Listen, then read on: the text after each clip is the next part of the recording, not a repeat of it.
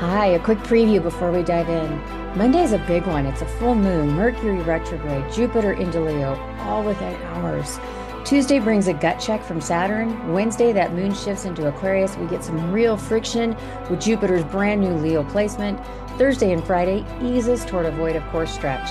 And then the back half of the week, Saturday into Sunday, that moon moves into Pisces. Everything gets a little soft, intuitive, a little dreamy. Mars and Uranus link up for an electric jolt, and we close out Sunday with another long void of course period, which is basically the universe telling us to take some rest.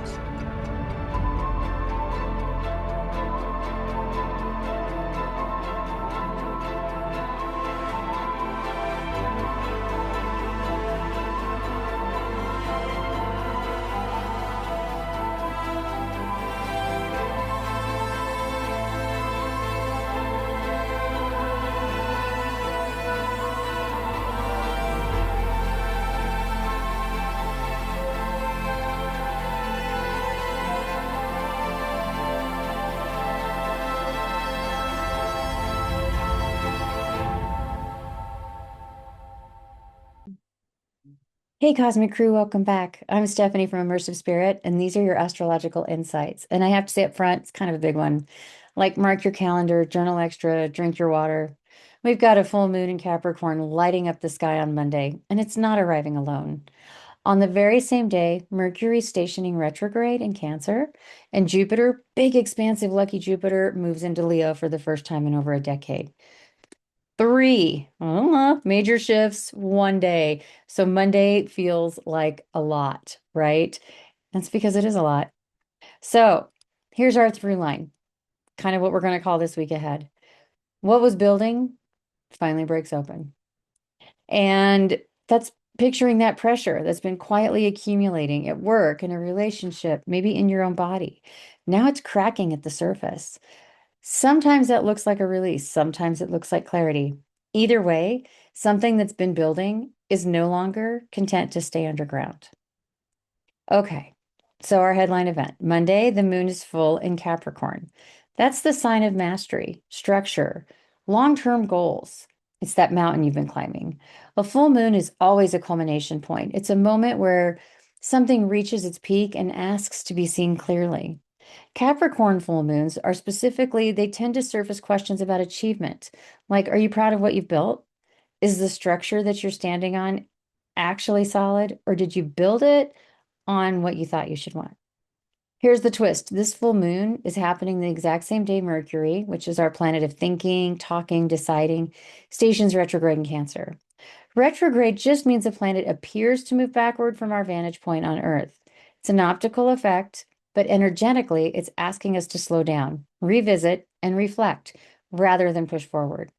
Mercury retrograde in Cancer specifically turns the mental spotlight toward home, family, emotional security, and the stories we tell ourselves about belonging. So picture this, a full moon demanding clarity about your achievements, landing in the same breath as a retrograde, asking you to second guess your feelings about home and family. It's kind of an emotionally loaded combo, if you ask me. So don't be surprised if old conversations resurface, if you find yourself rereading a text 30 times, or if a decision you thought was settled suddenly feels wide open again. This isn't the week to sign anything urgent or have that big conversation. This is the week to feel what's actually true before you speak it. And then, as if that weren't enough, Jupiter, the planet of expansion, luck, and growth, leaves Cancer and strides on into Leo Monday. This is a once every 12 years event, and it's genuinely an exciting one because Jupiter and Leo wants you to be seen. It wants boldness, creativity, generosity. It's a little bit of drama, but in the best way. After nearly a year of Jupiter asking us to expand through home and emotional roots, we're now being invited to expand through self-expansion, expression, confidence, and joy. But the catch? Jupiter in Leo squares Chiron and Taurus later in the week, Wednesday night to be exact, which means this new expansive energy is going to bump right up against an old wound around your self-worth and around security. Growth doesn't always feel comfortable. Sometimes it feels like being asked to take up more space than what you're used to. So let's walk through it day by day. Monday, the moon enters Capricorn just after 1 in the morning, and immediately it's going to form a sweet trine to Chiron in Taurus. just less than an hour later. It's a gentle start. Old wounds around worth and stability get a little bit of compassion before the day really revs up. A sextile to the North Node retrograde in Pisces around 3:30 adds a quiet sense that you're aligned with something bigger, even if you can't fully name it yet. Things get more challenging by mid-morning. Around 10, the moon squares Neptune in Aries, which can feel foggy or frustrating, like you know what you want to do, but you can't quite see the path. Then at 11:35, Mercury stations retrograde in Cancer, officially beginning its backward dance through the emotional waters of home and family. And the evening brings the main event, that full moon in Capricorn at 5:56 p.m., asking you to look honestly at what you've built and whether it still fits. Mars in Gemini squares the North Node retrograde in Pisces late in the evening. It's a little friction between that impulsive action and your deeper destiny. Before Jupiter slides into Leo, just before midnight, which is closing out one of the densest single days of our year. Highs Monday, clarity about your real priorities, a sense of culmination, that start of something genuinely expansive with Jupiter shift.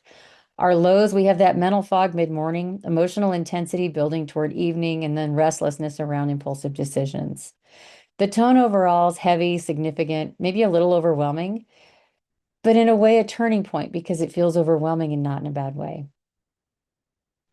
Tuesday is quieter on the surface, but Saturn shows up early. Around 5:45 in the morning, the moon in Capricorn squares Saturn in Aries. This is a gut check kind of aspect, right? Saturn doesn't let you skip steps. And a Capricorn moon already wants accountability. So together, they can bring up feelings of restriction or self-doubt. If you wake up annoyed at something that feels unfair or unfinished, that's this aspect talking. Our highs, it's a clear-eyed look at what actually needs more discipline. Lows, feeling boxed in, frustrated with slow progress. Tone overall is sober and a little heavy, quietly productive though, if you'll let it be. Hi, I'm Stephanie from Immersive Spirit. I hope you're enjoying this week's Astrological Insights podcast.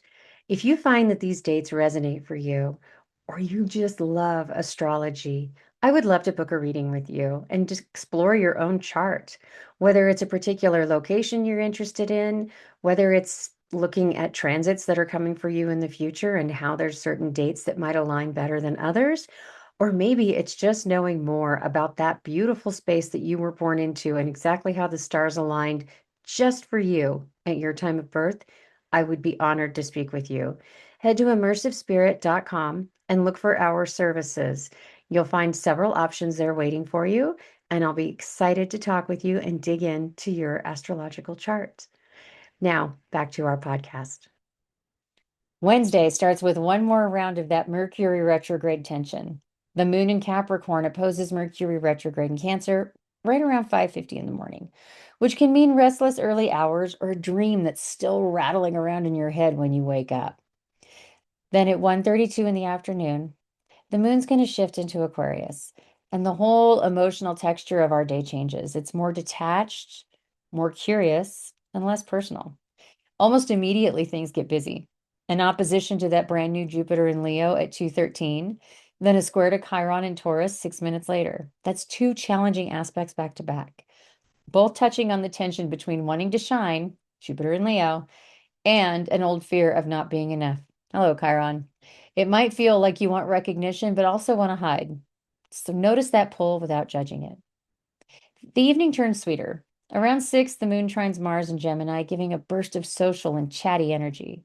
Jupiter in Leo squares Chiron in Taurus exact at 8:23 p.m. This is the bigger, slower moving version of that same growth versus wound tension we just felt with the moon. So don't be shocked if it lingers. By 9, the moon trines Uranus in Gemini, adding a spark of unexpected insight. And just before 10:30, a sextile to Neptune in Aries softened things just a little further for us. The day closes with the moon conjunct Pluto retrograde in Aquarius at 11:11 p.m., an intense transformative note to end on, asking what you're ready to release.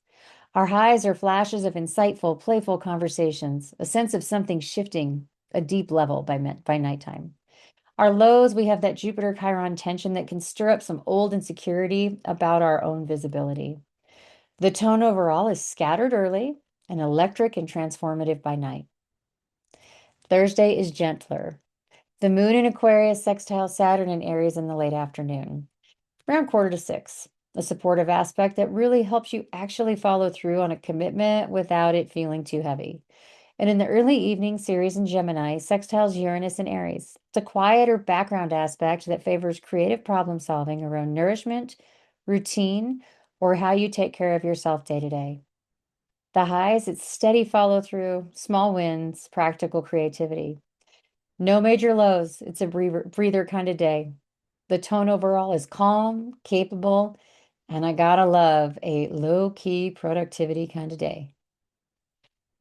Friday morning brings one more Aquarius moon opposition, this time to Venus in Leo. It's around 11:27 a.m. So relationship dynamics or questions of taste, beauty, or what you value might feel a little tense or polarized. Soon after, the moon goes void of course for over 13 hours. Void of course just means the moon isn't making any more major aspects before it changes signs. Astrologically, it's considered a low stakes window. It's not great for starting big new projects or signing important agreements, but perfect for tying up loose ends, resting, or doing those routine tasks. Our highs, it's a clear afternoon to coast, finish the small things, and decompress. Lows, we might have some possible relationship friction in the late morning. Overall, the tone is loose, low pressure, a little unfocused, and that's perfect. Saturday opens right at midnight with Mars conjunct Uranus in Gemini. Color me surprised on 4th of July in the United States that it's an electric, impulsive, slightly unpredictable aspect. Things might move fast, conversations might get blunt, and surprises are much more likely than usual. Just a half hour later, the moon enters Pisces, immediately softening the mood with a sextile to Chiron and Taurus, and then a conjunction to the North Node in Pisces, both around the 1 o'clock hour. It's a tender healing combination, especially around old wounds tied to belonging or self-worth. By morning, that tenderness meets some friction. The moon squares Uranus in Gemini, and then Mars in Gemini, both right around 8 a.m. That electric Mars-Uranus energy from midnight comes back around to challenge the moon's softness, so you might feel emotionally raw and jumpy at the same time. Things settle down by evening when Mars in Gemini sextiles Neptune in Aries, smoothing impulsive energy into something more imaginative and inspired. Overall, our highs, we have a healing, intuitive morning, that window right after midnight, then creative momentum by evening. Our lows, we could be jumpy, overstimulated feeling mid-morning. And then our tone overall, though, is electric and tender at once. It's a huge day of contrasts. Sunday opens beautifully. In the dead of night, around 2 a.m., the moon in Pisces trines the sun in Cancer. It's a deeply nourishing, emotionally fluid aspect. It's the kind that makes the vivid dreams or brings a real sense of peace. A few hours later, Mars in Gemini trines Pluto retrograde in Aquarius. It's a quieter background aspect that supports transformative action without drama, almost like things click into place without much effort. Later in the evening, just before midnight, the moon in Pisces trines Mercury retrograde in Cancer. It's a lovely closing note for a week that began with that same Mercury station. After that, the moon goes void, of course, for nearly 10 hours, carrying us gently into the new week ahead. Our highs for Sunday is deep rest, emotional clarity, a sense that something has resolved. Minimal lows, it's just a soft landing. The tone overall is dreamy, tender, and quietly complete. All right, Cosmic Crew. So we know we have a big week ahead for us. I would love for you to share with me in the comments below when you heard about the full moon asking you to look honestly at what you've built, what's come to mind for you? Did something feel finished? Does it feel like it needs to change? Drop it in the comments. And then please make sure to subscribe, like, and share this with your fellow star lovers. If you haven't yet had an astrology reading with me, to dig into your own chart, the stars are calling you right now to do so. There's so much energy in the sky right now. So breaking down how that all looks for you personally can be life-changing. And that's it for now, my friends. I'm Stephanie from Immersive Spirit with your weekly astrological insights. And until next week, stay grounded and keep looking up.